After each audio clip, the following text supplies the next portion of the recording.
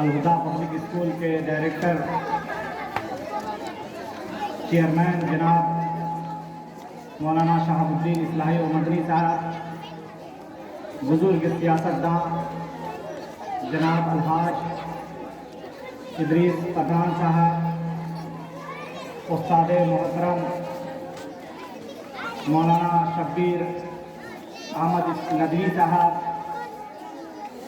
مولانا عمر علی اصلاحی صاحب، مولانا تفضل حسین ندوی صاحب، مولانا صادق اصلاحی صاحب،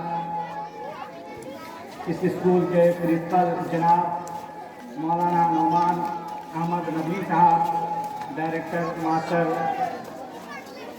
عرفان عالم فلاحی صاحب، حضرات علماء کرام، حجاج کرام، اسکول کے ذمہ داران، اساتذہ کرام، معلمات، پیاری ماں اور بہنوں،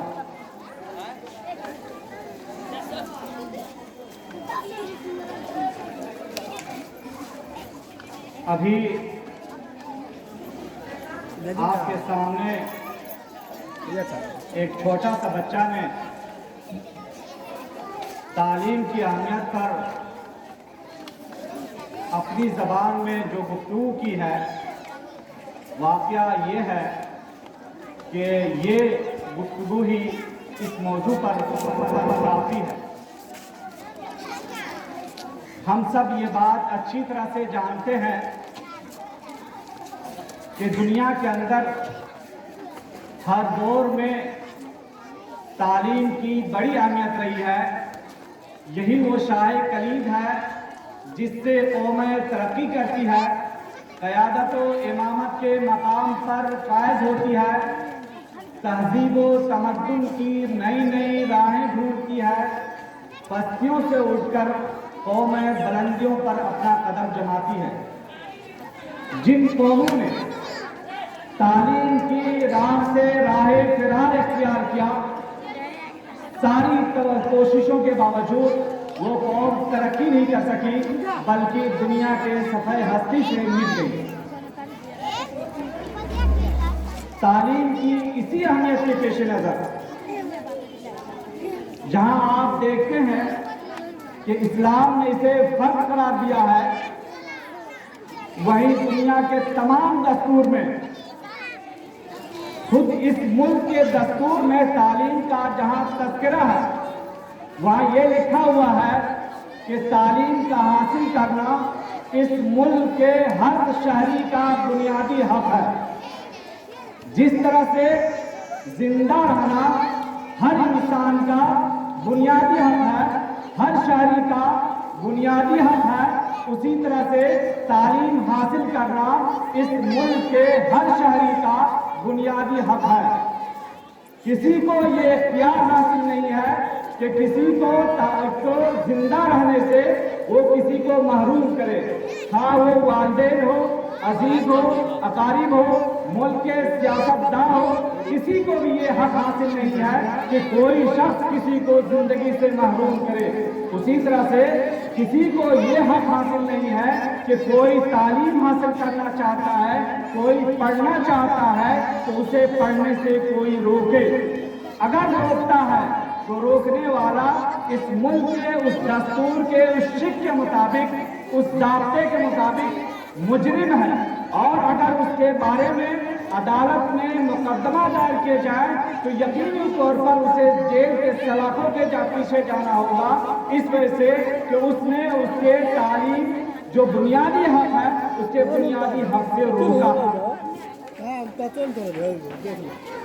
جیسا کہ آپ یہ جانتے ہیں کہ اسلام میں جو بات آئی ہے یا اسلام نے جو فرمایا ہے، نبی کریم صلی اللہ علیہ وسلم نے جو فرمایا ہے وہ یہ کہ تعلیم کا حاصل کرنا ہر انسان کا بنیادی حق ہے۔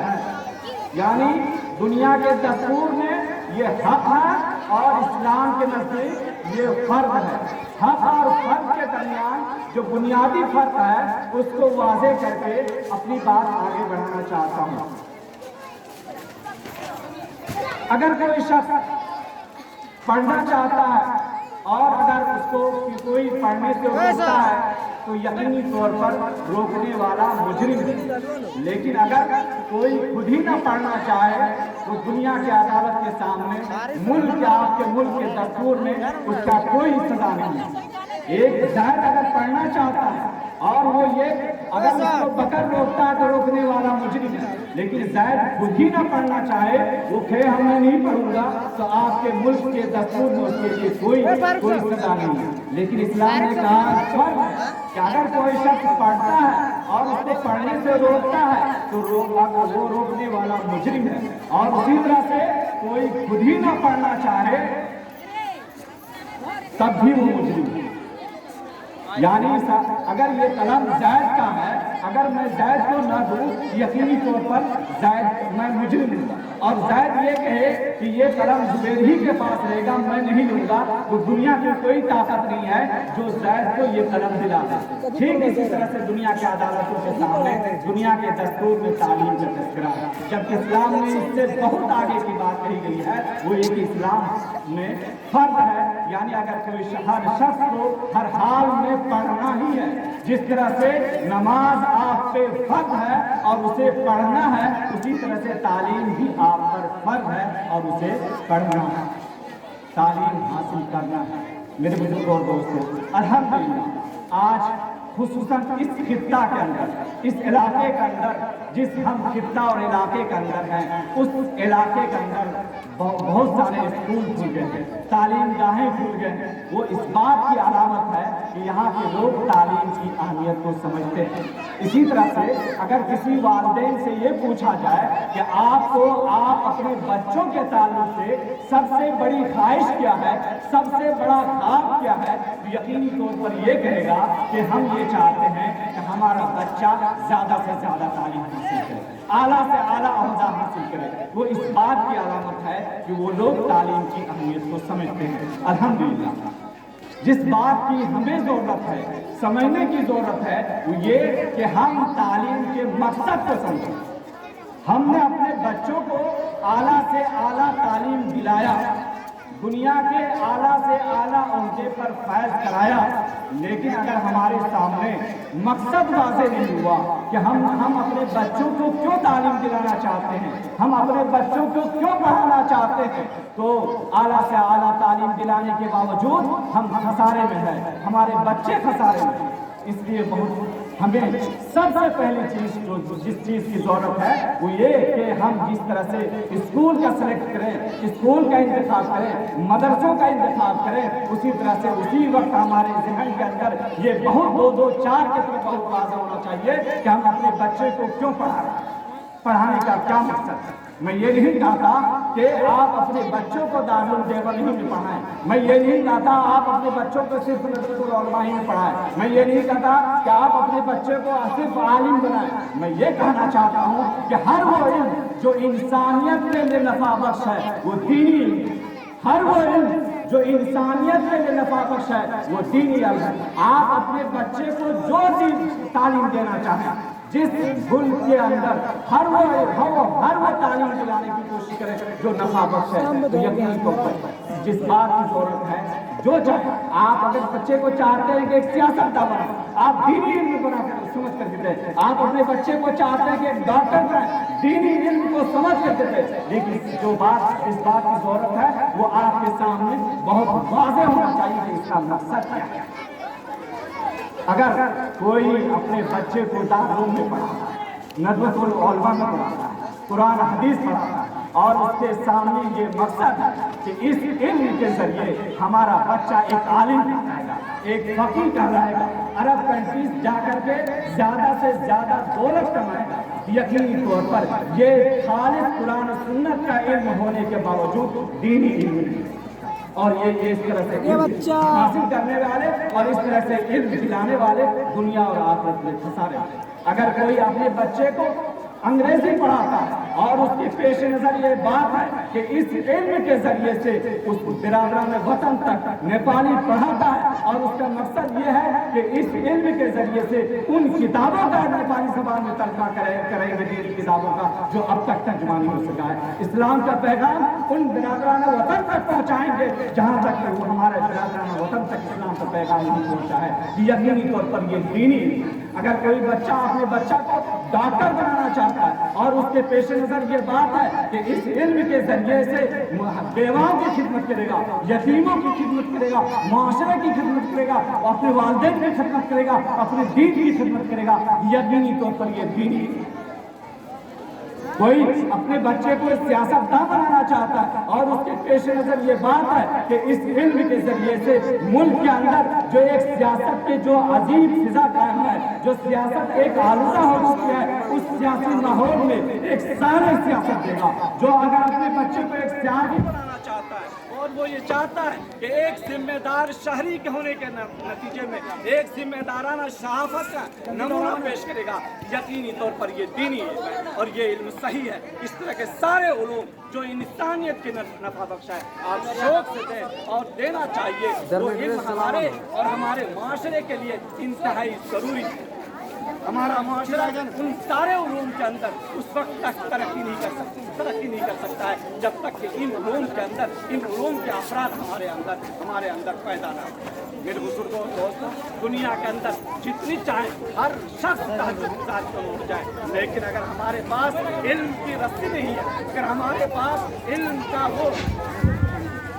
علم کی وہ کسوٹی نہیں ہے، علم کا وہ ہتھیار نہیں ہے، تو دنیا کو ہم فتح نہیں کر سکتے، دنیا کے اندر ہم غالب نہیں ہو سکتے۔ میرے بزرگوں دوستوں، اللہ تعالیٰ دنیا کے اندر مسلمانوں کو یا کسی قوم کو بھی ترقی دیتا ہے تو اس بنیاد پر دیتا ہے کہ وہ دنیا کو دینے کی پوزیشن میں کس حد تک ہے۔ اگر دنیا کو دینے کی پوزیشن نہیں ہوگا تو تہجد گزار بھی ہو جائے گا، اللہ تعالیٰ اس کو دنیا کے میرے بزرگوں کو دنیا کو دینے کے برابر ہمارے قوم کے اندر علم۔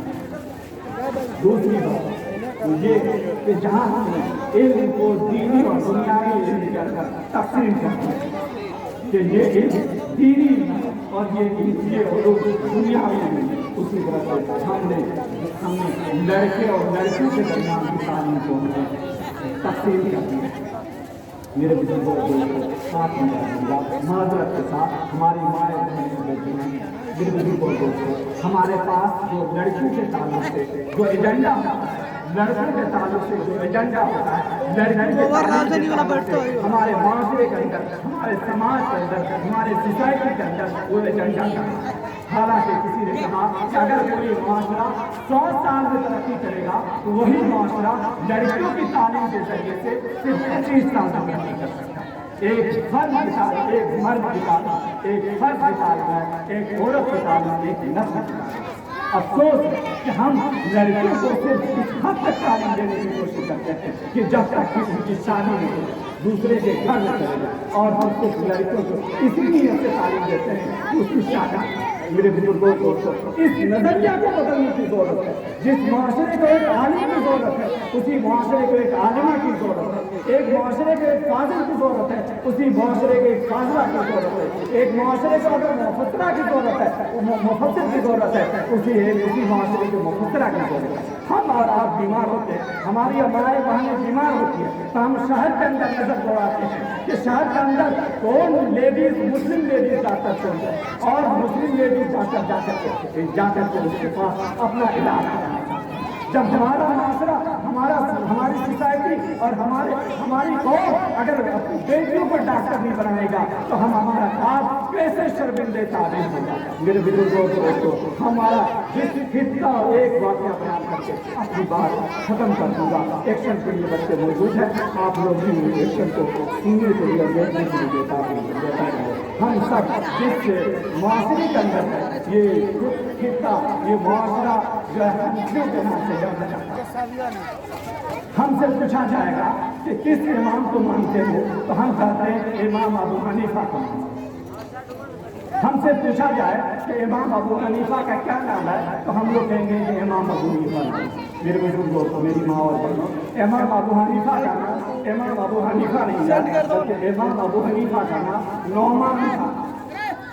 ان کی بیٹی کا نام حنیفہ اور آپ भी किसी मसले में अपनी बेटी से रुजू किया और बेटी ने उसे सही रहनुमाई की, बाप इस कदर बेटी से खुश हुआ कि कहा कि आज से मुझे दुनिया नौमान के नाम से नहीं बल्कि ये दुनिया अबू हनीफा के बाप के नाम से जाने। अल्लाह ताला को ये बात इस तरह से मकबूल हुआ कि आप अबू हनीफा किस ईमान को मानते हैं, अगर उसको उर्दू में कहेंगे अपने अबू हनीफा के बाप का नाम बाप, जैसे आसमा का बाप जैद का बाप, बकर का बाप, फातिमा का बाप कहते हैं, अबू हनीफा का बाप ने बेटी ने बाप को किसी मसले में रहनुमाई किया। और ये इस वक्त किया, इस तरह से किया कि जब बाप अगर इस वक्त ये सोचे हो कि हम इसको ज़्यादा से ज़्यादा पढ़ाएं क्या करें, तो यकीनी तौर पर उनका वो ख्वाब शरीर ताबीर नहीं होता। एक वक्त आता कि बाप को बेटी रहना चाहिए। मेरे बुजुर्गों दोस्तों, नबी करीम सल्लल्लाहु अलैहि वसल्लम के साथ जन्नत में अगर कोई शख्स जाना चाहता है, नबी करीम सल्लल्लाहु अलैहि वसल्लम की हदीस को सुने। नबी करीम सल्लल्लाहु अलैहि वसल्लम ने बताया कि अगर किसी के पास 3 बेटियां हो और उसकी सही तालीम तरबियत किया तो वो जन्नत में हमारे पास उसी तरह से होगा जिस तरह से ये दोनों हुए। साहबी रसूल में से किसी ने पूछा कि अगर किसी के पास सिर्फ 2 बेटे हो तो आप सल्लल्लाहु अलैहि वसल्लम ने फरमाया कि वो भी उसी तरह से होगा जिस तरह से ये दोनों हुआ है। फिर किसी ने पूछा कि अगर किसी के पास सिर्फ 1 बेटी हो तो आप सल्लल्लाहु अलैहि वसल्लम ने फरमाया कि वो भी हमारे पास जन्नत में उसी तरह से होगा जिस तरह से ये दोनों हुए। इस तरह से मेरे मुताबिक बेटों की तारीफ के तरीके से नहीं है, कहीं आप निकल कर आया। मेरी माँ और बहनों, इस समाज को इस वक्त बदलने की जरूरत है।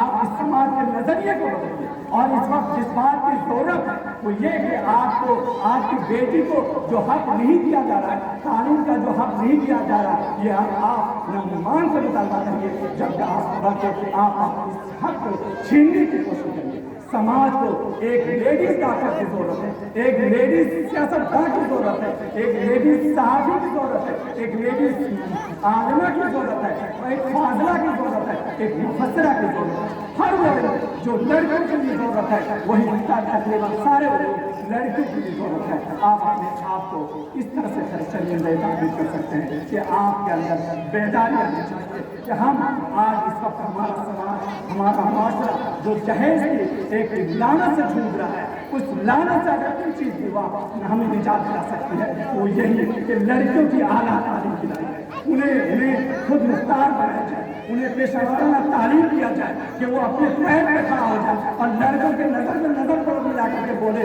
और समाज के नज़र से नज़र मिला करके बोले कि अगर तुम हमसे जहेज का मुतालबा करते हो तो तुम्हें हम अपनी जूतियों से ठुकराते हैं और तुम चाहो जिनसे चाहो शादी कर लो, लेकिन हम तुमको जहेज के बदले हम शादी नहीं करेंगे तुम्हारे साथ, क्योंकि हमारे पास इल्म है।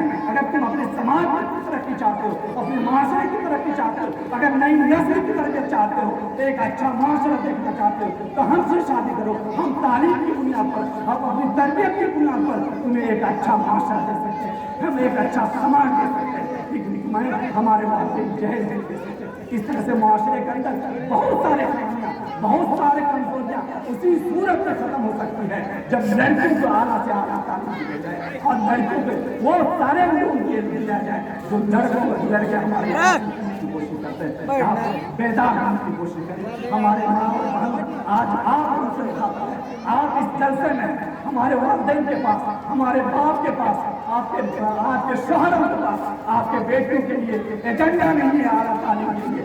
आप वहाँ रखे ये जिस तरह से हमने अपने बेटे को नाम रखा है उसी तरह से बेटी को भी हमने नाम रखा है। घर चाहिए बेटी अगर हमारे दूसरे के घर जाएगी, लेकिन ये हमारे लिए सबसे जारिया बनेगी। दुनिया में हमारे काम नहीं आ सकती है, लेकिन ये आपके काम आएगी। लेकिन अगर हमने इसको आला तालीम नहीं दिया तो समाज भी हमारा पीछे जाएगा, हमारा माशरा भी पीछे जाएगा और कल क़यामत के दिन हमसे ये सवाल कर बैठेगी तो आपने अपने बेटे को डॉक्टर बनाया, आपने अपने बेटे को इंजीनियर बनाया, आपने अपने बेटे को दुनिया के मुख्तलिफ उलूम और फनून दिया, हमारे क्या गलती थी कि आपने मुझे चूली में रखा, आपने मुझे सिर्फ उतनी ही तालीम दिलाई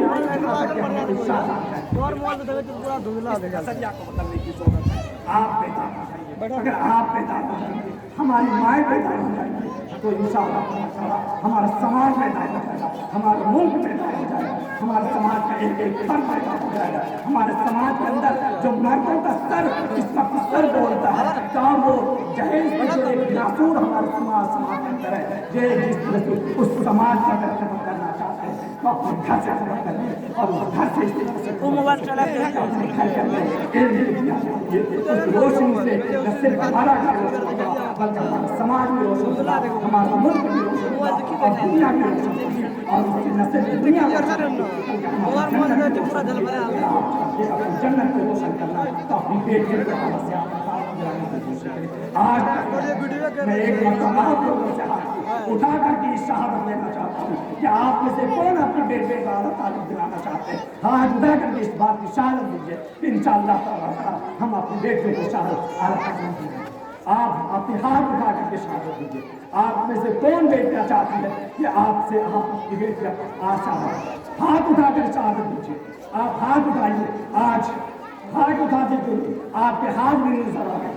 میں چاہتا ہوں کہ آپ کا یہ ہاتھ شہادت دے کہ ہمیں یہ طے کیا. اللہ تعالیٰ سے دعا ہے اللہ تعالیٰ ہمیں بیدار ہونے کی توفیق عطا فرمائے اور جس طرح سے ہم نے لڑکوں کے لیے اعلیٰ تعلیم کے لیے سوچ رکھا ہے اسی طرح سے ہم بچوں کے لیے بھی بیٹیوں سے بھی اعلیٰ سے اعلیٰ تعلیم دلانے کی کوشش کریں. ہم معاشرے کے اندر ہم بیٹیوں کے لیے دیکھیں, ایک فاضلہ دیکھیں, ایک مفسرہ دیکھیں, ایک ڈاکٹر دیکھتے ہیں. کوئی اسی طرح سے ایک گھر کے اندر ایک نرسری دیکھیں, ایک گھر کے اندر ہم ایک ڈاکٹر بھی دیکھیں. اللہ ہمیں ان باتوں سے زیادہ ہم سب کو اپنے کرنے کی توفیق ادا کرنا اور ہمیں ہمارے سماج کو اس پر توجہ دینے کی توفیق